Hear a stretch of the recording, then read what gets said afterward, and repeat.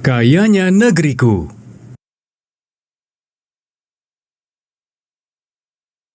Dalam tematik 9 ini, ada subtema sebagai berikut. Subtema 1, kekayaan sumber energi di Indonesia. Subtema 2, pemanfaatan kekayaan alam di Indonesia.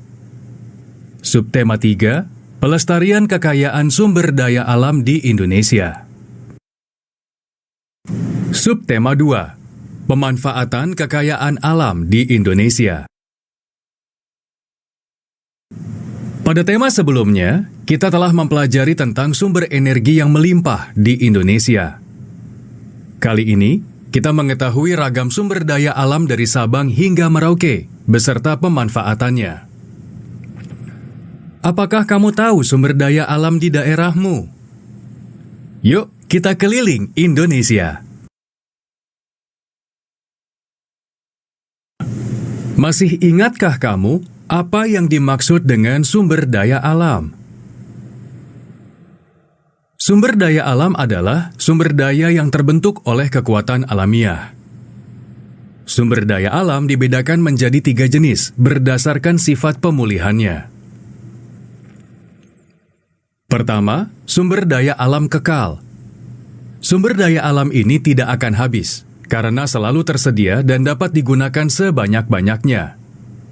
Contohnya, matahari dan angin.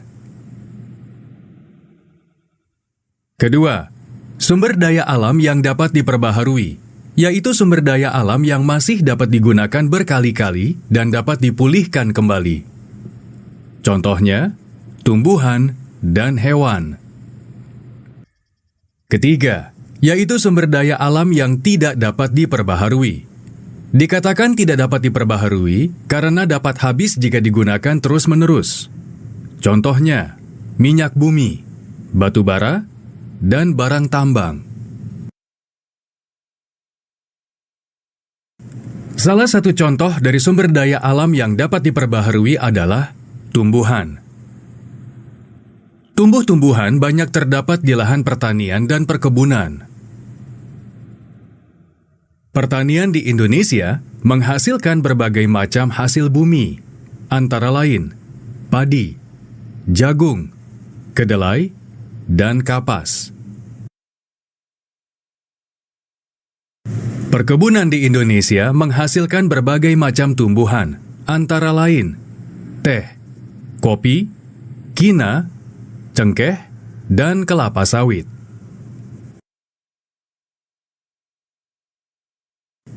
Berikut merupakan peta persebaran hasil bumi pertanian di Indonesia. Coba amati peta berikut. Klik untuk mengetahui contoh persebaran hasil pertanian.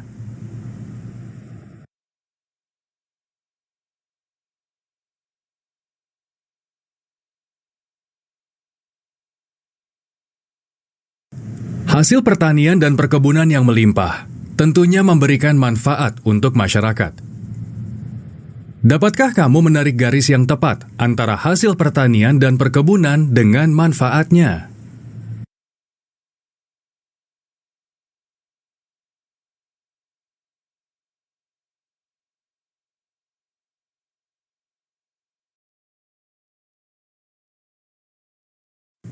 Hewan ternak adalah hewan yang dikembangbiakan untuk dimanfaatkan atau diperjualbelikan hasilnya. Contoh hewan ternak antara lain sapi, kambing, kerbau, kuda, dan domba. Berikut sama halnya dengan hewan ternak adalah hewan yang dikembangbiakan untuk dimanfaatkan atau diperjualbelikan hasilnya. Contoh hewan ternak antara lain sapi, kambing, kerbau, kuda, dan domba.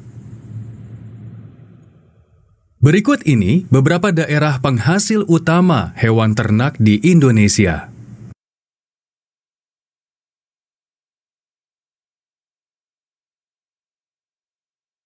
Sama halnya dengan pertanian dan perkebunan, peternakan juga memiliki hasil yang dapat dimanfaatkan. Dapatkah kamu menarik garis yang tepat antara hasil peternakan dengan manfaatnya?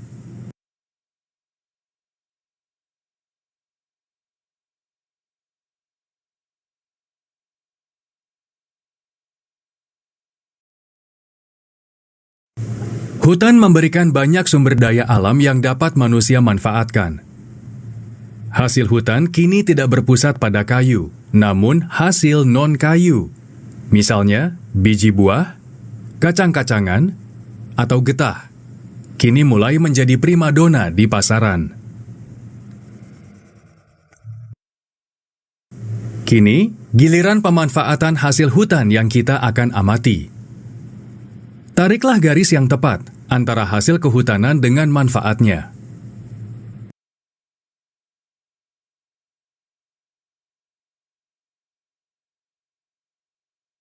Setelah mengingat sumber daya alam yang dapat diperbaharui, kita akan mengingat sumber daya alam yang tidak dapat diperbaharui. Tahukah kamu, mengapa batu bara dan minyak bumi tidak dapat diperbaharui? Perhatikan proses pembentukan batu bara di samping ini. Dan kalian dapat mengamati setelah mengingat sumber daya alam yang dapat diperbaharui, kita akan mengingat sumber daya alam yang tidak dapat diperbaharui. Tahukah kamu, mengapa batu bara dan minyak bumi tidak dapat diperbaharui? Perhatikan proses pembentukan batu bara di samping ini. Kalian dapat mengamati persebaran barang tambang di Indonesia dalam peta ini. Klik untuk melihat tabel persebaran barang tambang di Indonesia.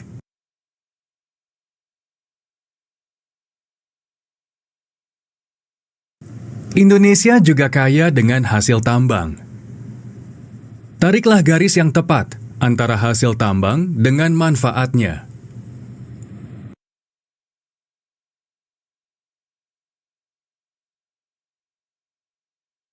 Sumber daya alam juga dimanfaatkan sebagai sumber energi. Matahari adalah sumber energi panas. Angin dan air dapat menjadi sumber energi gerak. Minyak bumi dan batu bara juga dapat dijadikan sumber energi listrik. Energi tidak dapat hilang, namun dapat berubah. Klik untuk mengetahui contoh perubahan energi dapat dilihat dalam benda sehari-hari. Perubahan energi listrik menjadi energi panas terdapat pada setrika dan kompor listrik.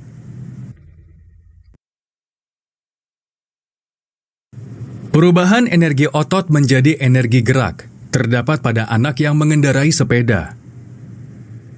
Perubahan energi listrik menjadi energi cahaya terdapat pada lampu jalan. Perubahan energi listrik menjadi energi bunyi terdapat pada bel tukang es krim. Pada pembelajaran lalu, kita sudah mengetahui cara menghemat energi. Bacalah berita berikut ini. Mobil tenaga surya. Afifur Rahman, Irawan, Salman, dan Ahmad adalah pelajar di SMK Sekolah Menengah Kejuruan atau SMK Pondok Pesantren Nurul Islam yang berhasil membuat mobil dengan menggunakan tenaga surya. Mobil tersebut menjadikan energi alam sebagai bahan bakar mobil, yakni sinar matahari. Jadi mobil ini sangat ramah terhadap lingkungan dan hemat energi. Kalau charge, tinggal kena matahari sudah terisi dan bisa digunakan, ungkap Irawan. Para pelajar ini berharap apa yang mereka hasilkan dapat bermanfaat bagi masyarakat. Mobil tersebut sudah pernah dijajah langsung Presiden Republik Indonesia Joko Widodo saat berkunjung ke Pondok Pesantren Nuris beberapa waktu yang lalu. Selain itu, Menteri BUMN Rini Sumarno dan sejumlah pejabat juga pernah merasakan mobil itu. Ternyata, pelajar Indonesia sudah membuat inovasi kendaraan yang hemat energi dan ramah lingkungan. Nah, Sekarang, mari kita lakukan refleksi diri. Sikap apa saja yang sudah kamu lakukan untuk menghemat energi dan menjaga lingkungan?